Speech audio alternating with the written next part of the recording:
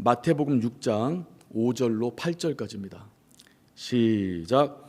또 너희가 기도할 때 외식하는 자와 같이 되지 말라. 저희는 사람에게 보이려고 회당과 큰 거리 어귀에 서서 기도하기를 좋아하느니라. 내가 진실로 너희에게 이르노니 저희는 자기 상을 이미 받았느니라. 너는 기도할 때 내 골방에 들어가 문을 닫고 은밀한 중에 계신 내 아버지께 기도하라. 은밀한 중에 보시는 내 아버지께서 갚으시리라. 또 기도할 때 이방인과 같이 중언부언하지 말라. 저희는 말을 많이 하여야 들으실 줄 생각하느니라. 그러므로 저희를 본받지 말라. 구하기 전에 너희에게 있어야 할 것을 하나님 너희 아버지께서 아시느니라. 우리가 저녁에 이렇게 잠을 자고 일어나서 하는 행동 패턴이 거의 저와 우리 성도님들 다 비슷할 텐데, 저 같은 경우는 먼저 이렇게 세면대 앞에 딱 씁니다. 그러면 그 앞쪽에 거울이 있잖아요. 그 거울로 이제 제 모습이 비춰져요. 과관이죠. 엉망진창입니다. 잠자리에서 바로 일어난 모습, 아주 눈곱도 껴있고, 또 전날에 시커 먹고 자면 얼굴 텅텅 부어있고, 또 때로는 침자국도 있어요. 그러니까 이런 얼굴로 어디 나갈 수 없습니다. 이런 몰골을 하고 밖에 나가서 버스 타고 전철 타고 사람들 만나기가 뭐하다 이 말이에요. 그래서 우린 나를 비춰주는 그 거울을 보고 나를 가꾸는 겁니다. 나를 깨끗게 한다 이 말이에요. 나를 그러니까 주관적으로 이 아름답게 하고 이쁘게 만드는 겁니다. 그 거울이 그 역할을 하는 거죠.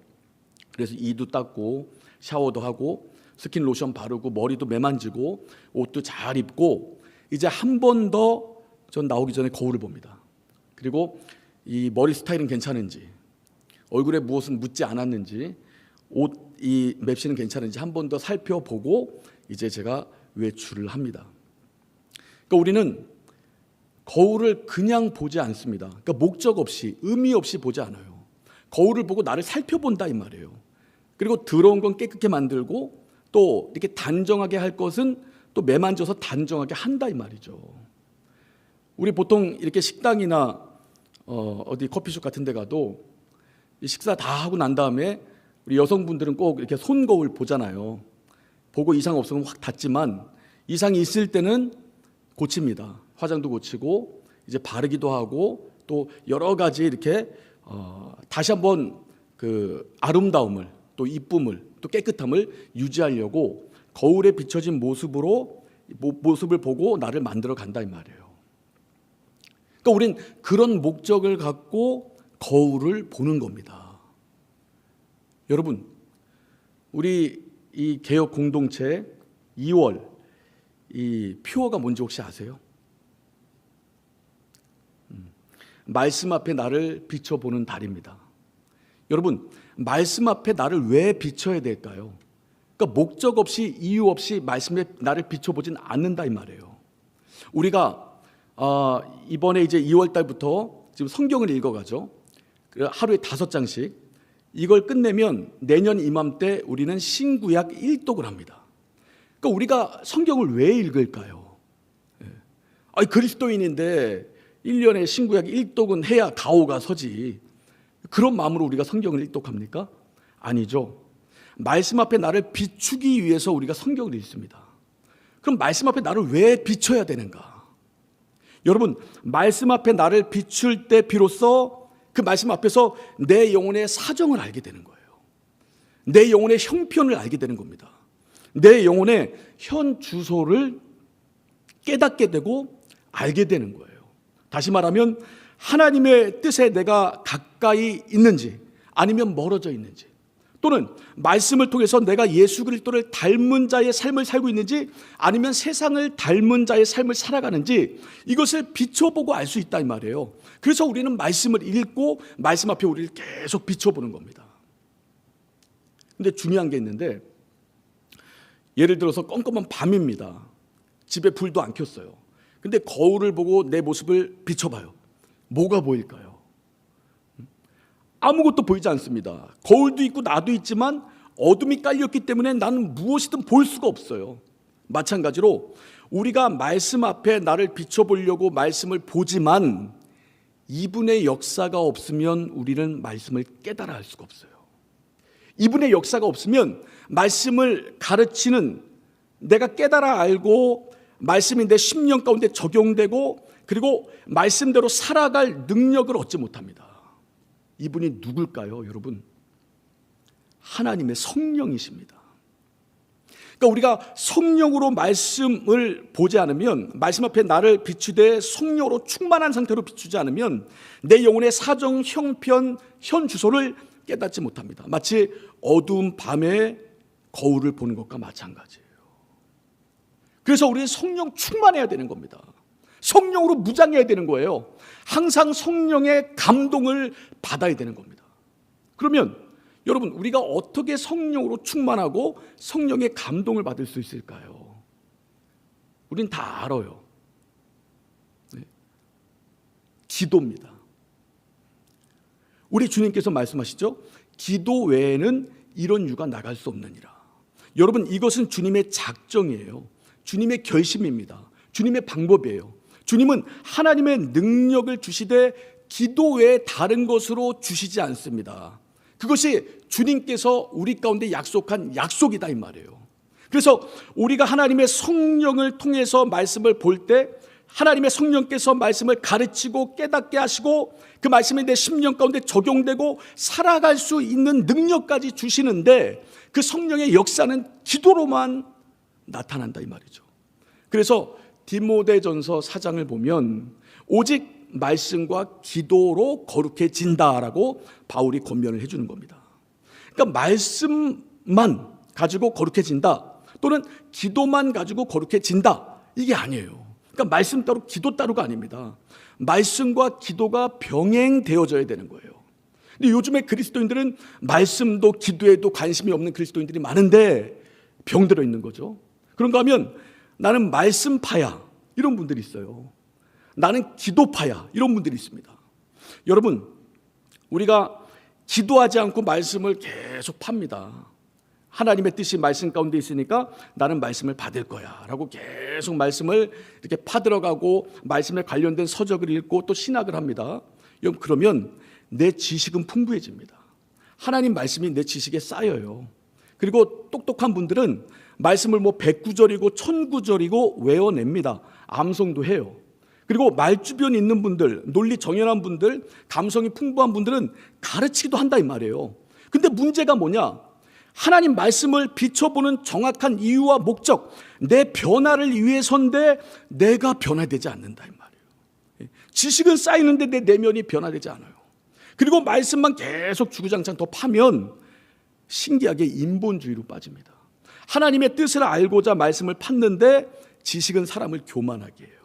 그래서 하나님을 크게 보기보다 자기를 크게 보든가 다른 사람을 크게 보든가 세상이나 역사나 어떤 하나님 말씀 외에 다른 신학을 크게 봅니다.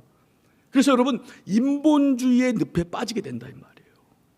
또 한편으로 말씀보단 기도지, 영혼의 호흡인데 하나님과 소통의 창구인데 나는 기도에 몰빵할 거야. 막 기도로 승부하려고 몸부림치는 분들이 있어요. 여러분 이분들은 대부분이 말씀의 울타리를 벗어나 신비주의로 빠집니다. 그래서 여러분 인본주의와 신비주의는요 종이 한 장 차이예요. 왜 그러냐? 그러니까 하나님의 뜻대로 나아가지 못합니다. 자로나 우로나 치우치게 돼요. 곁길로 나아간다 이 말이에요. 하나님의 뜻은 분명히 우리 하나님께서 제시했는데 인본주의자도 신비주의자도 하나님의 뜻대로 못 가는 게 매 한 가지예요. 그래서 종이 한 장 차이인 겁니다. 여러분 하나님의 말씀과 기도, 우리 심령이 사는 길은 그거 외에 다른 게 없어요. 다른 건 부차적이고 부수적인 겁니다. 근본, 본질은 하나님의 말씀, 기도, 회복하는 거예요. 우리가 여러분 기도를 할 때 기도가 잘 될 때도 있죠. 근데 안 될 때도 있잖아요. 그럴 때 어떻게 하세요? 산책도 하시고 바람도 쐬고 아니면 기도의 자리 영영 떠나기도 하고. 근데 여러분 기도가 안 될 때 말씀을 보세요. 또는 말씀을 들으세요. 또는 복음성가나 찬송가를 들으세요. 여러분 복음성가 찬송가 이 가사들이요 보통 말씀에서 많이 인용되어 왔습니다. 그리고 간증을 들으세요. 이게 제 방법인데 하나님은요 살고자 몸부림치는 심령, 생명에 갈급한 심령은 가만두지 않습니다. 하나님께서 반드시 살려줘요. 저는 기도가 퍽퍽하면 말씀을 보든가 듣든가 간증을 듣든가 찬송가나 복음성가를 막 들어요. 그럴 때 말씀을 보는 중에 주의 말씀이 내 심령 가운데 꽂히기도 하고, 말씀을 듣는 중에 그 단어나 문장이 내 심령을 막 살려내기도 하고, 찬송을 듣는 중에 그 가사가 은연중에 내 심령을 감동하기도 하고, 간증을 듣는 중에 그가 만난 하나님, 그를 만나주신 하나님이 그에게 주신 말씀이 내 심령 가운데도 감동으로 다가온다 이 말이에요. 여러분 그 상태, 말씀이 하나님의 성령으로 깨달아지고 내 심령 가운데 꽂힌 상태에서 기도할 때 내 기도가 활활 타오릅니다. 그래서 우리가 여러분 기도하고 성령으로 충만하여 말씀을 보면 이 말씀이 깨달아지고 이 말씀대로 순종하며 살아갈 힘을 얻고, 또 기도하고 또 성령 충만하고 또 말씀대로 살고, 이게 하나의 사이클이다 이 말이에요. 어느 것 하나 놓칠 수가 없는 겁니다. 그래서 말씀과 기도로 충만한 귀한 삶을 사시길 바랍니다. 우리가 성경을 보면요, 예수님께서 기뻐하는 행위가 등장합니다. 많은 곳곳에 주님께서 이렇게 말씀해 놓으셨어요. 요한계시록 3장을 보면요, 우리 7교회가 나옵니다. 그 3장의 마지막 7번째 교회가 등장해요. 그 교회 이름이 빌라델비아 교회입니다. 여러분 이 교회는요 책망을 받지 않습니다. 우리 주님께 칭찬을 받아요. 그 내용이 뭐냐? 네가 적은 능력을 가지고 내 말을 지켰고 내 이름을 배반하지 않았다라고 주님께서 칭찬하십니다. 여러분 여기서의 능력은 사람의 능력이 아니에요. 하나님이 주신 그 능력, 그런데 어마어마한 큰 굉장한 능력이 아니고 작은 볼품없는 능력이지만 그 능력을 가지고 하나님 말씀을 지켜냈다는 겁니다. 그리고 예수 이름을 배반하지 않았다는 거예요. 그 뒷구절 계속 넘어가면 이 빌라델비아 교회에 핍박이 옵니다. 환란이 오고 시험을 당해요. 그때 주님께서 뭐라고 말씀하시냐면, 네가 내 말씀을 가지고 지켰기 때문에 어려움을 당하는 이때 내가 너를 지킬 것이다. 그래서 이 시험의 때를 면하게 하리라 라고 주님께서 말씀하십니다. 저는요 이 성경을 보면서 너무나 큰 감동을 받았어요. 주님의 말씀을 작은 능력으로 지켜냈던 빌라델비아 교회, 그 교회에 큰 핍박이 임하니까 네가 내 말씀을 가지고 지켰지, 이제는 내가 너를 지켜줄게 하고 주님께서 그를, 교회를 지켜준다 이 말이에요. 여러분 환난이나 어려움을 당할 때 퍽퍽 넘어지는 성도님들이 많죠. 그런데 환난 어려움 당하고 너무나 큰 고난과 역경이 앞에 다다랐는데 저분 어떡하지? 저분 쓰러질 것 같은데, 저분 이 상황을 견뎌낼 수 있을까 싶은데 묵묵히 뚜벅뚜벅 그 긴 어둠의 터널을 걸어 나가는 분들이 있습니다. 하나님을 떠나지 않고 주의 말씀에 힘을 얻고 성령으로 계속적으로 위로를 받아가면서 뚜벅뚜벅 그 긴 어둠의 터널을 통과해내는 분들이 있어요. 여러분 그분들의 신앙생활의 전철을 따라가 보면 그분들은 하나님의 말씀을 지키고 있던 사람들이었습니다. 우리 주 예수 이름을 절대 배반하지 않는 하나님이 원하시는 신앙생활을 해왔던 사람들이다 이 말이에요. 그러니까 이분들이 어려움을 당할 때 네가 내 말씀을 지켰지, 네가 어려움을 당하는 이때 내가 너를 지켜줄게 라고 주님께서 말씀하시고 여러분 그를 지켜내는 겁니다. 그러니까 우리 주님은요 분명히 하나님 말씀을 지키고 그 말씀에 순종하고 예수 이름을 배반치 않는 심령을 기뻐하신다 이 말이에요. 우리가 마태복음 5장부터 7장까지 보면요 산상수훈이 등장합니다. 예수께서 입을 열어 처음 가르친 말씀이에요. 여러분 이 말씀 이렇게 7장, 그러니까 산상수훈이 맞춰질 즈음 된 그 시점 7장 21절에 너무나 두려운 말씀이 나옵니다. 두렵지만 외면할 수 없는, 또 무섭지만 피해갈 수 없는 그 말씀이 나와요. 잘 아실 거예요. 나더러 주여 주여 하는 자마다 다 천국에 갈 것이 아니고 내 아버지의 뜻대로 행하는 자라야 천국에 갈 것이다 이렇게 말씀하십니다. 그러니까 주님께서 누구를 기뻐하시고 누구를 인정하시는가가 분명히 나오는 거죠. 근데 여러분 마태복음 5장, 6장, 7장 읽어보세요.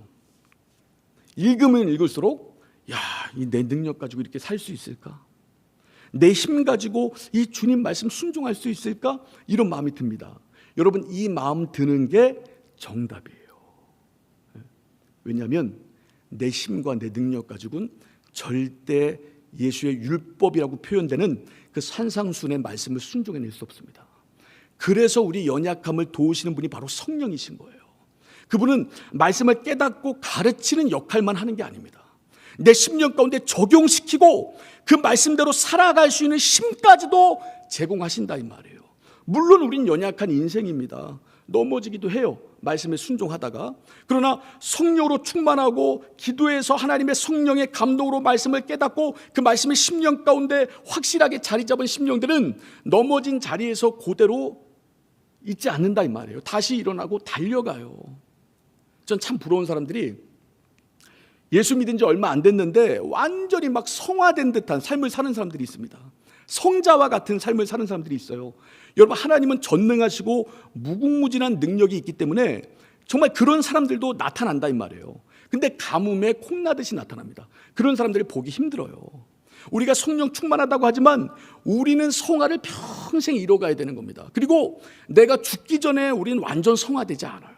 그러나 하나님의 성령으로 무장되면 계속적으로 주님을 닮아갑니다. 1년 후가, 2년 후가, 3년 후가, 몇십 년이 지나면 더 주님을 닮은 모습이 돼야 돼요. 그걸 주님이 원하시는 겁니다. 주님은 말씀을 지키고 예수 이름을 배반하지 않고 하나님 말씀대로 행하는 자를 기뻐하신다 이 말이에요. 그것이 말씀이 우리 가운데 주는 메시지입니다. 그런데 어느 순간에 어느 지점에 딱 멈춰 있다면 성령의 감동도 없고 더 이상 기도할 마음도 없고 말씀을 붙잡을 의지도 없다면 여러분, 우리가 천국에 넉넉히 들어가겠습니까? 여러분, 그렇잖아요. 우리 신앙생활 하려면 제대로 해야죠. 나 천국 갈 수 있을까? 오늘 죽으면 나 예수님 만날 수 있을까? 이렇게 불안 신앙생활하면 얼마나 불안합니까? 오늘 죽어도 나는 주 예수께서 내 심령, 내 영혼을 받아주실 거야 라는 담대함이 영혼 가운데 있어야죠. 우리 신앙생활 하는 이유가 천국인데요. 그래서 여러분, 담대한 신앙생활, 말씀과 기도로 무장하는 참된 신앙생활 해나가는 우리 성도님들 다 되기를 예수 이름으로 축원합니다. 자, 오늘 읽은 본문을 보면 또 너희가 기도할 때 외식하는 자와 같이 되지 말라. 저희는 회당과 큰 거리 어귀에 서서 기도하기를 좋아하느니라. 내가 진실로 너희에게 이르노니 저희는 자기 상을 이미 받았느니라. 자, 기도할 때 예수님이 외식하는 자가 있다는 겁니다. 그들의 특징이 뭐냐? 회당과 큰 거리 어귀에서 기도하기를 좋아해요. 여러분, 회당은요, 그리고 큰 거리 어귀는요, 특징이 있습니다. 사람들이 많이 모여요. 근데 이들은 그 사람들이 많이 모이는 그곳에서 앉아서 기도하는 것도 아니고 서서 기도한다 이 말이에요. 여러분, 유대인들, 종교인들, 열심히 있는 사람들은요, 죽었다 깨나도 하루에 3번 딱 기도를 합니다. 3번은 기도를 해요. 유대인의 시간으로 하면 3시, 6시, 9시고 우리나라 시간으로 하면 오전 9시, 12시, 3시예요. 그러니까 그 시간만 딱 되면 이 회당 앞에 사람들이 오가는 그 앞에 떡하니 서서 기도를 하고 큰 거리 어귀에 떡하니 서서 기도를 한다 이 말이에요. 이 사람들은 나는 하나님께 기도하는 거야 라고 말하지만 그 숨은 동기를 밝혀내시는 예수님이 볼 때 너희들은 사람에게 보이려고 기도하는 거야 라고 딱 판단해 내신다 이 말이에요. 여러분, 이들이 이렇게 사람이 많이 다니는 거리나 회당 앞에서 기도할 때 사람들이 이들을 보면서 어떤 생각을 할까요? 와, 역시 우리 바리새인 선생님은, 우리 사두개인 선생님은 우리랑 달라. 우린 저들을 따라갈 수 없어. 저들의 열정, 저들의 믿음의 분량, 하나님을 사랑하는 그 어떤 품을 우리는 절대 따라갈 수 없어. 저들은 정말 대단한 사람들이야 라고 칭찬을 듣게 될 거다 이 말이에요. 주님 뭐라고 그래요? 너희들은 외식하며 사람에게 보이려고 어귀에 서서 기도한 너희들은 이미 사람들의 칭찬으로 상을 받았어. 나한테 받을 것이 없어라고 주님께서 말씀하시는 겁니다. 그래서 여러분, 우리가 사람의 인정도 중요하고 관심도 중요하지만 그것보다 더 중요한 건 하나님의 관심입니다.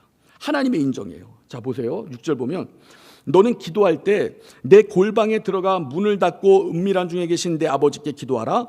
은밀한 중에 보시는 내 아버지께서 갚으시리라. 이 말씀을 딱 들으면 골방에 꽂히는 분들이 있어요. 골방? 그럼 몇 평인가? 한 평인가 두 평인가? 기도구를 찾아가야 되나? 아무도 없는 곳, 문 꽉 닫고 창문도 없는 곳, 그곳에서 기도해야 하나님 받으시나? 여러분, 이것은 공간적인 의미도 분명히 있지만 공간적인 의미보다는 관계적인 의미가 큽니다. 그러니까 누구 앞에 네가 기도할 거냐?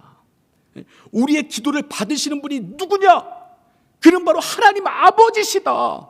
나를 창조하시고 나를 위하여 하나님의 아들을 보내주신 그분이 우리 기도를 받아주시는 주체시다. 그분 앞에 은밀히 간구해라. 은밀한 중에 보시는 아버지께서 갚으신다라고 말씀하는 겁니다. 여러분, 우리가 사람의 인정과 관심 없이 살 수 있을까요? 못 살죠. 그럼 우리는 무인도 가야 됩니다. 무인도에서 어떻게 살아요? 힘들잖아요. 그러니까 우리는 사람의 인정과 관심이 필요합니다. 그러나 그것보다 더 중요한 것, 그것이 하나님의 인정과 관심이에요.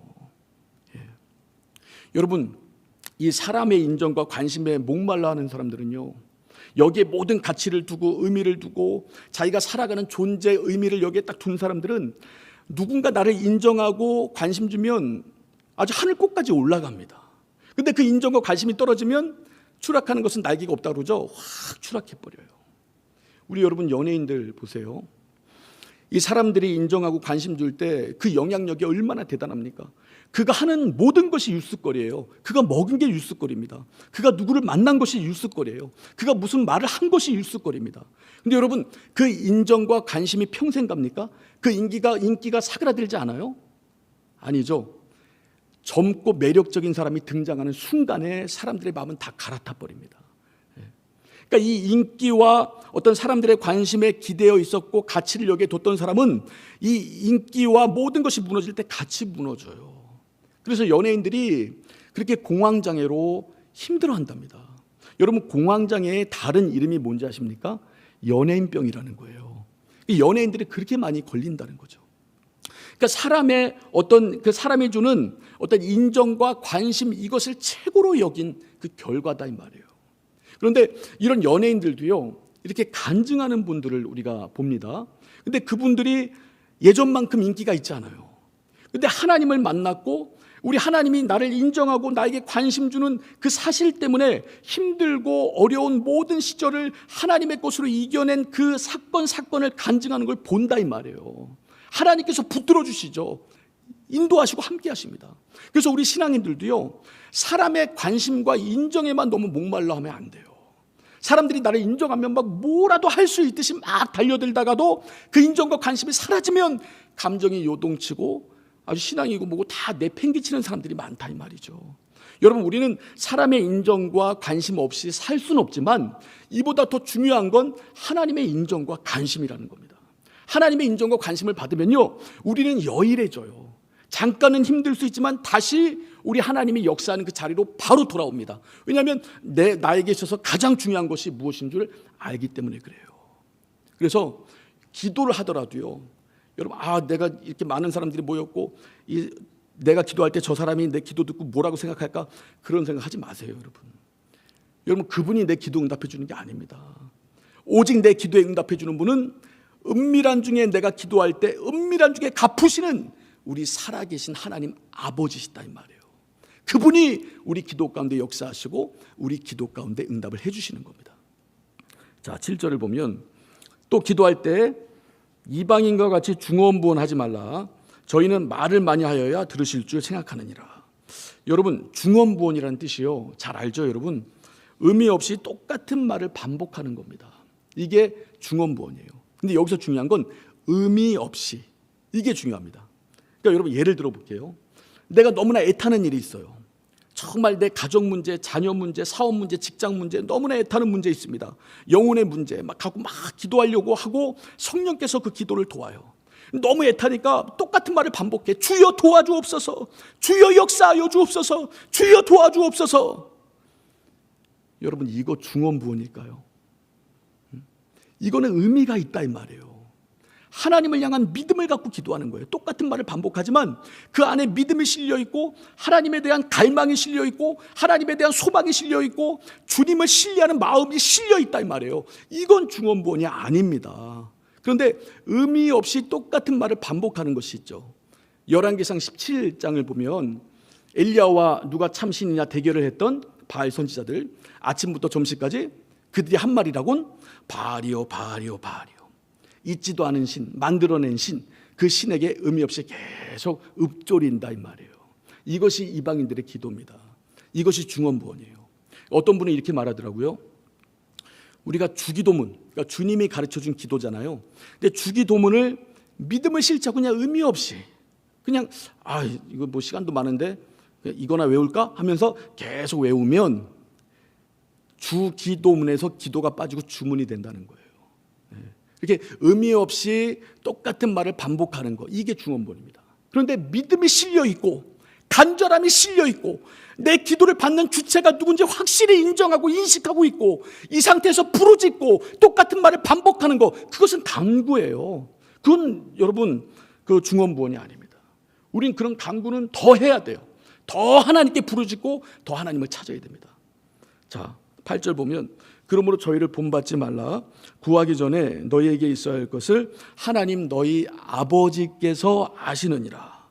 여러분 이 말씀을 들으면 의문이 생깁니다. 아니 하나님, 구하기 전에 있어야 될 것을 아신다면서요. 그럼 구하지 않고 주면 되잖아요. 내가 기도하지 않고도 하나님 나에게 있어야 될 걸 아시면 기도라는 그 힘든 방법 빼버리고 하나님이 그냥 주시면 되는데 왜 굳이 기도하게 하시나요? 라는 의문이 들어야 정상이죠, 여러분. 근데 여러분, 기도는요, 주님의 방법이고 주님의 결정이고 주님의 의지예요. 그래서 기도 외에는 이런 유가 나갈 수 없다 말씀하신 겁니다. 자, 우리 그리스도인이 하나님의 어떤 역사를 했습니다. 역사를 일으켰어요. 근데 내가 기도하지 않았어. 근데 내 어떤 주변 환경이 막 나아졌다 이 말이에요. 근데 여러분, 기도하지 않은 그리스도인, 하나님이 분명히 일하셨지만 그 그리스도인은 절대 하나님께 영광 돌리지 않습니다.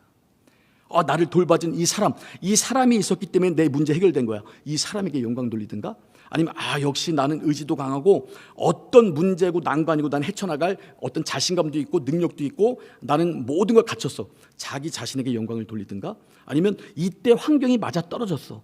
이 환경과 뭐 어떤 다른 것에 하여튼 영광을 돌리지 하나님 앞에 영광을 돌리지 않습니다. 근데 여러분, 우리가 하나님께 기도하고 하나님이 일하셨어요. 그럼 누구에게 영광을 돌립니까? 바로 하나님께 영광을 돌리는 거예요. 바로 살아계신 우리 하나님께 영광을 돌리는 겁니다. 여러분, 축구 선수들 보면 골을 넣어요. 힘들게 넣잖아요. 어렵게 넣죠. 쉽게 넣는 선수는 없잖아요.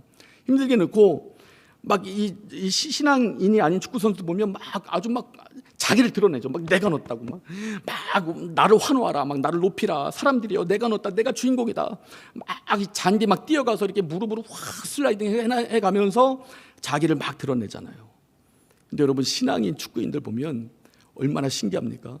자기가 골인을 넣는데 어떻게 해요? 아무도 안 보이는 구석진 곳에 가서 무릎을 꿇고 기도를 해요. 그게 무슨 말이에요? 내가 이렇게 골을 넣을 수 있도록 내 신체적인 능력과 나의 모든 삶을 조성하고 함께 하신 분이 누구라고 인정하는 겁니까? 하나님이라고 인정하는 거예요. 수만 명이 그걸 지켜볼 텐데 저 선수는 왜 저렇게 좋은 때 갑자기 무릎을 꿇고 기도할까? 저 선수가 믿는 하나님은 누구시길래? 여러 사람에게 많은 생각을 하게 만드는 겁니다. 얼마나 하나님이 영광 받으시겠어요. 그래서 여러분, 우리가 기도를 하나님은 초월하지 않아요. 그래서 우리가 여러분 기도할 때, 간구할 때, 그때 하나님의 성령께서 일하시고요. 그 성령께서 일하실 때 비로소 말씀이 깨달아지고 그 말씀이 생각나고 내 심령이 그 말씀대로 살아갈 수가 있는 겁니다. 우리는 지금 개혁을 하잖아요. 우리에게 개혁교회 가장 중요한 게 뭘까요? 우리는 잘못된 방향에서 벗어났습니다. 잘못된 방향을 버렸어요. 그런데 기도도 버린 것 같아. 기도하는 분들을 모르겠어요. 많이 못 보겠어요. 여러분, 기도할 시간이 많이 없다고 합니다. 짬이 나면 기도할 텐데 짬이 안 나요. 여러분, 짬이 나서 기도한다면 그 기도를 받으시는 우리 하나님은 나에게서 어느 정도의 분량을 차지하는 분입니까? 하나님은 세계를 창조하시고 만유를 창조하시고 나를 위해서 아들을 보내주셔서 나에게 있어서 가장 존귀한 분인데 그분에게 기도하는 그 시간이 짬이 나야 한다면 그분은 나에게 어느 정도 중요한 분이냐 이 말이에요. 그분은 내 마음의 중심을 차지하는 분은 아닐 겁니다. 내 마음의 중심은 여러 가지 다른 것들이 이미 차지하고 있는 걸 거예요. 여러분, 종교개혁자 루터는 나는 바쁘기 때문에 2시간을 하나님께 기도한다라고 말했습니다. 그가 기도하고 하나님의 일을 했기 때문에 역사의 수레바퀴에 그 한 인물을 하나님께서 꼽아놓고 그를 통하여 역사를 틀어버리는 거예요. 여러분, 우리 가장 귀한 시간, 기도 시간으로 빼놔야 됩니다. 가장 깨어있는 시간, 가장 정신이 맑은 시간, 그 시간을 기도 시간으로 빼놔야 돼요. 그리고 하나님이 일하시기를 고대해야 됩니다. 그렇지 않고 여러분, 기도를 배제하고 말씀을 배제하면요, 개혁은 되겠죠. 우리 식대로, 우리 방법대로, 사람의 꼼수대로 하나님의 역사와 하나님의 진정한 일하심은 보이지 않을 겁니다. 그래서 우리가 여러분 놓친 게 있어요. 그게 바로 기도와 말씀입니다. 말씀은 하루에 5장씩 이제 볼 거예요. 우리가 더 봐도 돼요. 우리 구리예배당의 어떤 권사님은 창세기 5장 읽어가다 놓칠까 봐 다 읽어버렸대 지금. 그리고 다른 것도 읽고 있대요. 그렇게 막 열심을 내는 겁니다. 그리고 기도 시간을 정해두는 거예요. 아, 저 목사가 설교 시간에 기도 얘기하는구나. 그걸로 끝나면 안 됩니다. 기도 시간을 정해두고 하나님 앞에 가장 소중한 시간을 주 앞에 드리는 겁니다. 주님은 나의 기도를 받으실 만한 나의 창조주이십니다. 나를 투원한 분입니다. 나에게 있어서 가장 중요한 분입니다. 우리 하나님께 알려드려야죠, 여러분. 하나님은 아들을 우리 가운데 내어주셨는데 우리는 입으로만 감사합니다, 감사합니다 하고 있고 하나님 앞에 어떤 걸 우리가 드리냐 이 말이에요. 할렐루야. 여러분, 말씀과 기도로 무장하시기 바랍니다. 그래서 하나님의 역사와 일하심이 우리 가운데 강력히 나타나기를 소망하는 우리 개혁 공동체 되기를 예수 이름으로 축원합니다. 자, 우리 시간 기도하실 때 우리 하나님 아버지, 정말 우리가 말씀과 기도 놓치지 않게 하여 주시고 하나님의 말씀, 기도 중에 성령의 감동받아 그 말씀 깨달아지고 말씀대로 살아갈 능력 충만하게 하여 주시옵소서. 또 우리 하나님 앞에서 정말 우리가 은밀한 중에 기도할 때 은밀한 중에 우리 가운데 갚으시는, 우리 기도에 응답하시는 그 하나님의 역사가 우리 삶 가운데 충만하게 하여 주시옵소서. 말씀과 기도 무장한 우리 성도들이 이제 교회 개혁을 이뤄갈 때 하나님의 진정성 있는 거룩한 역사가 우리 교회 가운데 드러나게 하여 주시옵소서. 우리 주여 한번 부르고 간절히 잠깐 기도합니다.